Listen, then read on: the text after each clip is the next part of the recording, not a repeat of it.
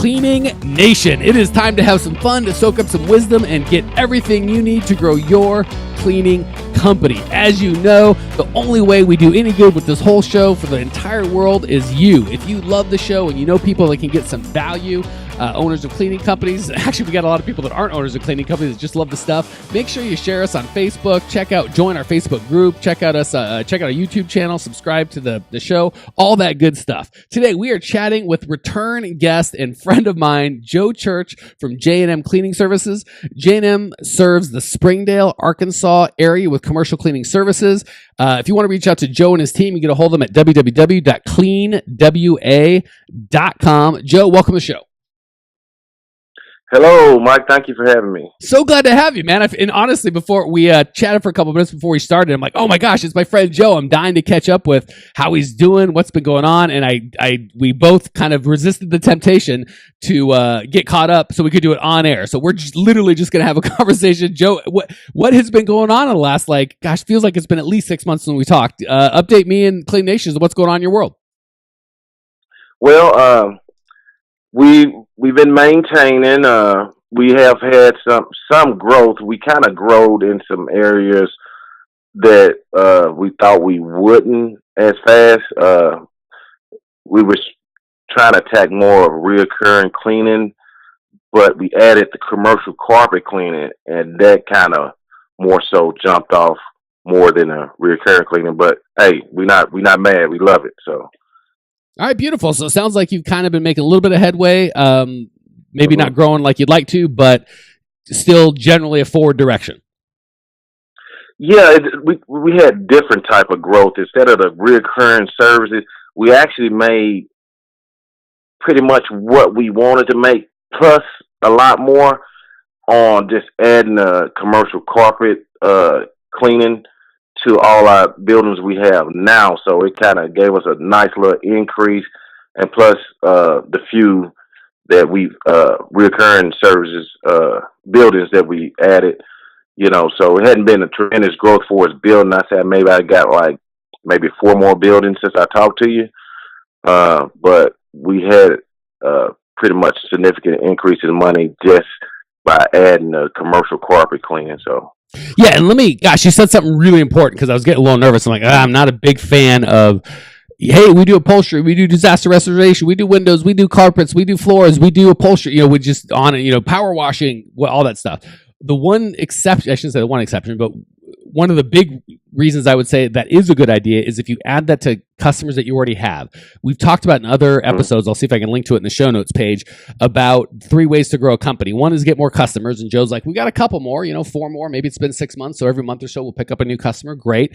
The second is to get them to buy more often, right? Maybe get your 3 times a week to go 5 times, your once a week to go twice a week, all that sort of stuff. And the third is to get them to spend more money when they do buy, which is, hey, we're already here every night to do your janitorial. Why do you have those guys come in every 2 or 3 months to do your floors and carpets? I love that addition of we've already got the customers. We're just going to serve them at a deeper level. Better than I'm going to buy a truck mount extractor and just go, start selling $300 carpet cleaning jobs around town. So I'm glad that you're doing it right by serving your current customers better, not trying to take on a whole new way to serve customers and a whole new set of customers as well. Yeah, that's exactly what we was aiming for. Just being able, I don't want the, money leaving the buildings when we can just, do it ourselves. So, but I didn't invest a lot of money in as far as the carpet cleaning, like you said, a truck mount. We just doing encapsulation, just like buffer machines that can do a low moisture way. So yeah, we were just trying to just being able to do more for our customers, what we was aiming for. And then for anyone out there going, what happens when someone calls and wants me to do just a regular job? I proudly would say, hey, we only do carpet cleaning and floor care for our customers. If you'd like a bid for janitorial services, I'm happy to give you the whole package. That way, now you start getting the opportunity, someone comes in for carpet cleaning, you might be able to switch them to janitorial. But yeah, anyway, you're on the right track, Joe. Love it, love it, love it. Cool. Oh, and I got to ask, what in God's, I'm sure there's a good answer. I just don't know what it is. Clean WA. What is, if you were in Washington, I would get it. What does the WA stand for? Okay, it's not the rap group, of course, but it's Northwest Arkansas. That's That's what everybody calls it here. Oh, okay. See, so I'm glad I asked because it's not clean WA, it's clean NWA. And yeah, had I known it was clean NWA, I immediately would have thought the rap group. I'm like, I don't think you're ever going to clean them up, man. That's who they are. But Northwest Arkansas makes way more sense. So if you go to clean WA, you will not find Joe and his friends. You'll find some imposter. But if you go to clean NWA, you will not find the rap group with clean lyrics. You will find our friend Joe Church. That's right. Exactly. All right. Fantastic. Love it. All right, dude. Well, so glad to catch up and glad to hear that you're doing well. I miss you. What's going on in your world that I can help you with today? Well, the question I have for today is, being that we're getting close monetary wise to transitioning out, and you've been telling me, Joe, stop cleaning, but we're getting close. So, I was just trying to, being that I have some sensitive accounts, kind of explaining to these places for us, like law firms that kind of trust you, and places that have a lot of little knickknacks that they don't want to come up missing. How do I tell a customer, hey, look, I'm entrusting this to someone else? You can still count on the great services, and just trying to get out of the cleaning mix. Okay, cool. And I told Joe before we started, I'm like, man, that is such a good question. I know that, gosh, just about every client I've ever dealt with that made that transition from, doing some or all the accounts themselves to cleaning no accounts, every single one of them, I'm talking about the physical, how to actually do it, the tactical part. But what I hear Joe saying is, how do I kind of do it in such a way that doesn't piss off my customers? Give me the soft skills to, I know how to stop cleaning and pay someone else to go clean, but how do I kind of, I don't want to say convince, but get my customers on board with that concept? Am I picking up what you're laying down? Yes, exactly. Okay. And just so I know, because again, it's been a couple months and I know you had some employees, you weren't doing that much cleaning when we were talking before. What percentage of the cleaning are you doing now, and how many employees do you have, just so I kind of know what what kind of scope we're talking about? Well, with me and my wife, we have, I just let a guy go. So 3 other people, right now. And, I went from maybe 5 hours for a while. I'm down to 2 to 3 hours a night. I'm not working very, very much, anymore. Not like I used to. So, I mean, it's dropped drastically, and I'm trying to get all the way out. Okay, cool. So you're only working 2-3 hours a night, and right. And does your bride help you work as well, or is it just you? Well, no, I have someone with me, and she takes another crew to. We cover a 5-city area, and so she's in one area, I'm in the other area, so we kind of split it up. Okay, so both of you are cleaning 2-3 hours a night with a partner, right? Okay, cool. And then we also have 2 other people that cleans on their own. So okay, yeah. So you've got like 4 employees, one with you, one with your bride, and then a couple people on their own. Right. And you're just trying to replace you and your wife. Yes. Okay, cool. All right. So, gosh, there's a lot in there. And usually I kind of start with the philosophical piece and then move tactical. This is going to be one of the very few that we talk almost exclusively philosophical, because it's really a philosophical question, right? What Joe's really saying is, how do I make this right in my mind, in my heart and mind, and in my partner's heart and mind, right? And that's not like a 7-step email sequence with a direct mail. It's really, it's a philosophical question. So are you cool with me kind of talking about more feelings and stuff than do A, B, and C? Because this isn't really that kind of question. Yeah, sure. Okay, cool. So first and foremost, and you got to believe me on this one, don't go, wait, Michael, give me the good stuff later. This is just the crap. This is really the foundation. First and foremost, we've got to get the mindset correct 1,000% in your brain. Because if you don't have that correct, the first time you get a customer pushback, you're going to crumble and go backwards and go, okay, well, we'll clean it. I'm sorry. So the mindset has got to be through and through, down to the marrow in your bones, that it is best for you, it is best for your company, and it is best for the customer for employees to be cleaning, not Joe and Mrs. Church. You've got to believe that through and through and through and through and through at every level. It's not just best for you and bad for your customer, or best for the company and bad for you. It is the best thing for all 3 parties, both for you, for your customer, and your company. Is that a concept you're comfortable embracing? Oh yeah. Okay, cool. And I'm beating this up not for you as much, Joe, but for Cleaning Nation. If you were like, well, kind of, yeah, I believe it in my heart, but not my mind, or I kind of get it in my mind, but somewhere in my heart, I believe that that's not true, you're going to have a very difficult time making this transition. So first and foremost, you've got to just absolutely own that what you're doing isn't just best for you, but it's best for your company and the customer. If you don't believe that, you're gonna backslide, right? So that's the first part. Second part is all the people that are going to fail out there. I can hear them now, so I'm just going to say it out loud so you guys go, crap, he caught me. Are thinking, well, my business is different. You don't know, my customers wouldn't tell me. Maybe that'll work for everyone else, but my customers love me, and I had them over for Thanksgiving. And if I don't show up, the world's going to end, right? We've got to. Right. So are you okay going, all right, maybe Mike's not just, this isn't his first conversation or his second or his 100th or his 200th. He's been doing this for a while. I get that. I get all the circumstance in terms of I got sensitive information. I'm a doctor. I'm a lawyer. I'm trying to think of someone else with sensitive information. We need you. You're the only one. You get that I've helped people through this with customers, same as you. Your business is not different. This will work for you. Are you comfortable with that concept?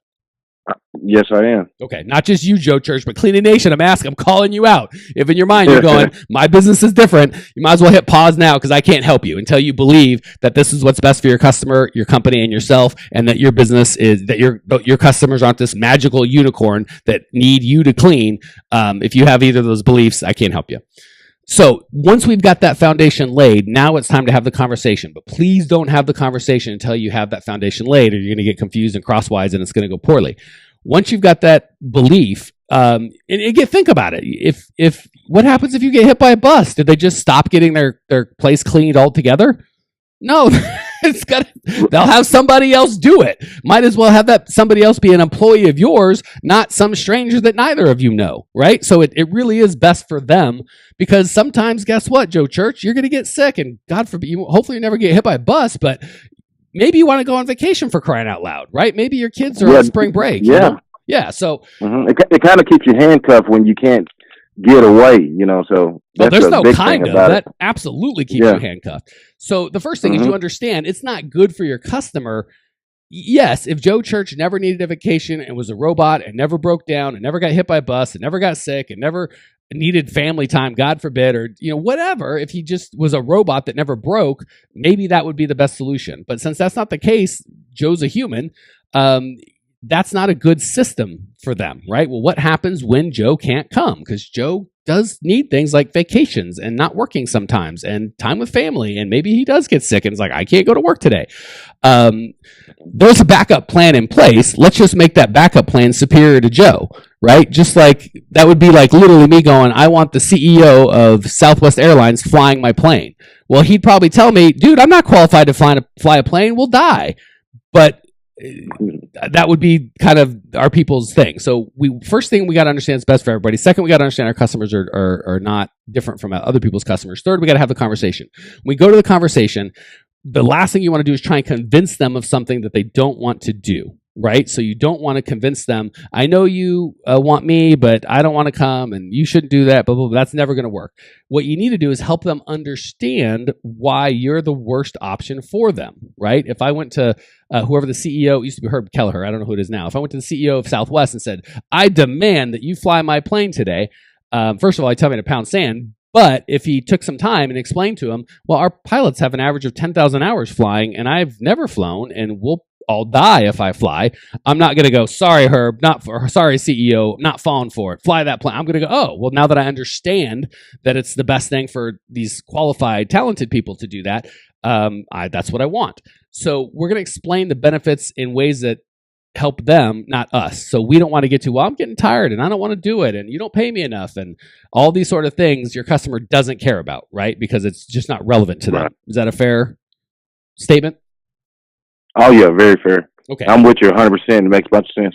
Yeah, so let's talk about things that they do care about. And you start saying things like, I don't know how old you are, Joe. I'm 43. But I'd say, hey, Bob, I'm old. I'm not doing as good of a job. You want to know why? Because I work all day trying to make sure that we've got quality control and that we're hiring good people and that they've got background checks and that they're trained and that our liability insurance is the best liability insurance to protect you guys, as is our workers' compensation insurance.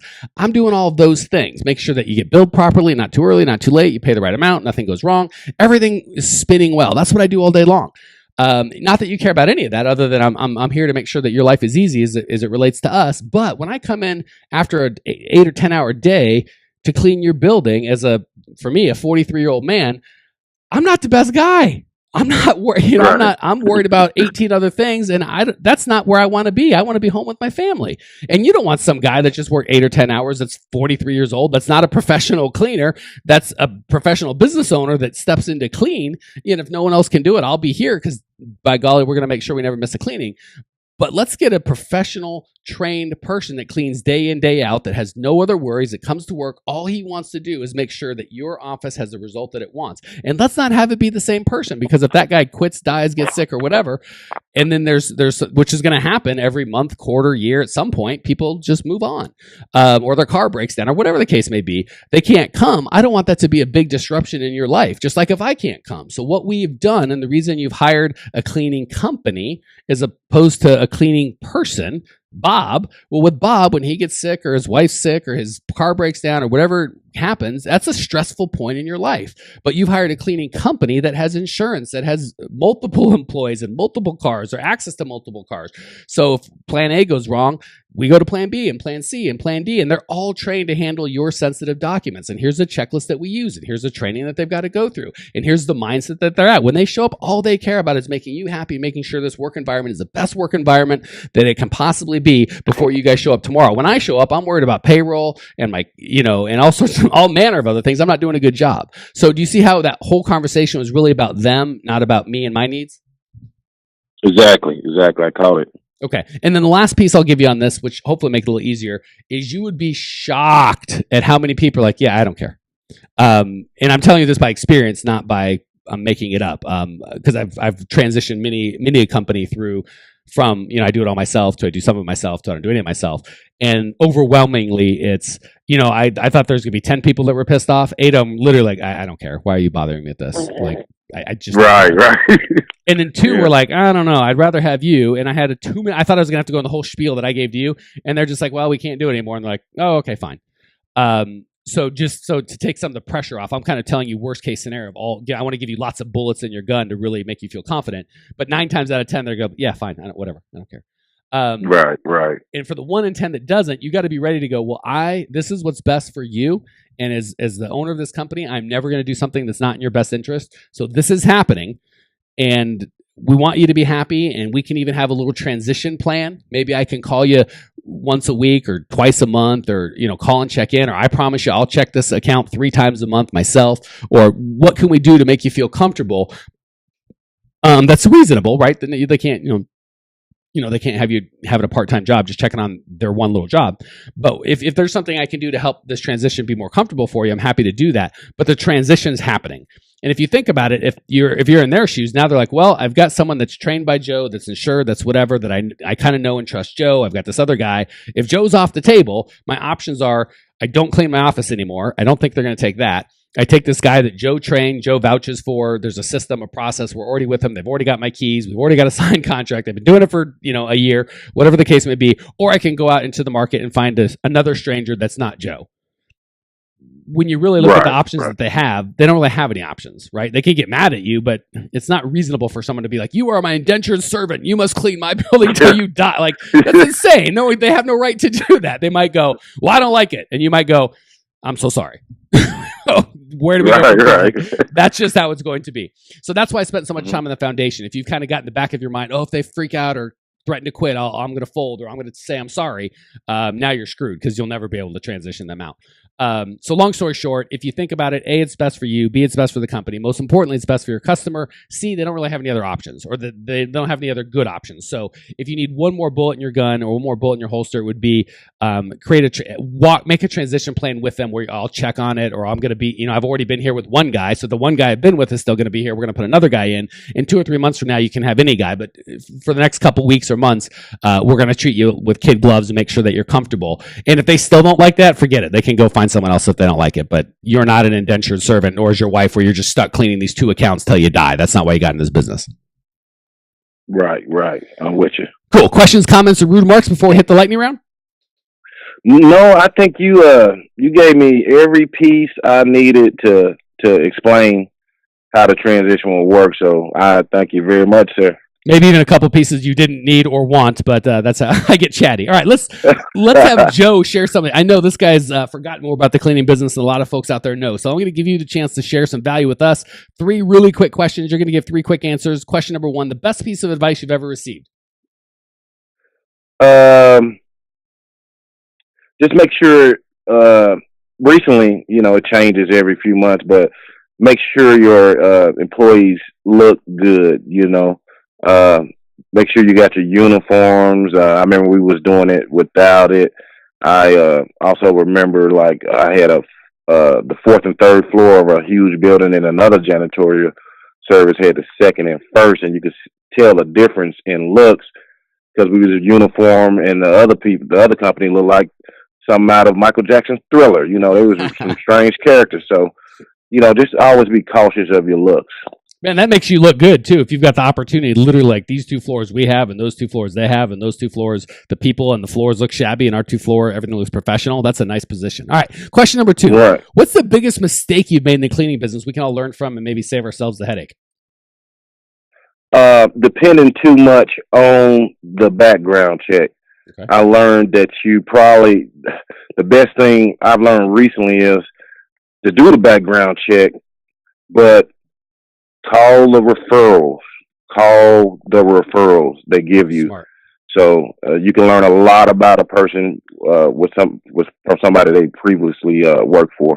Yeah, it's like going to Amazon. My wife always says, you don't look at the good reviews, you look at the bad reviews.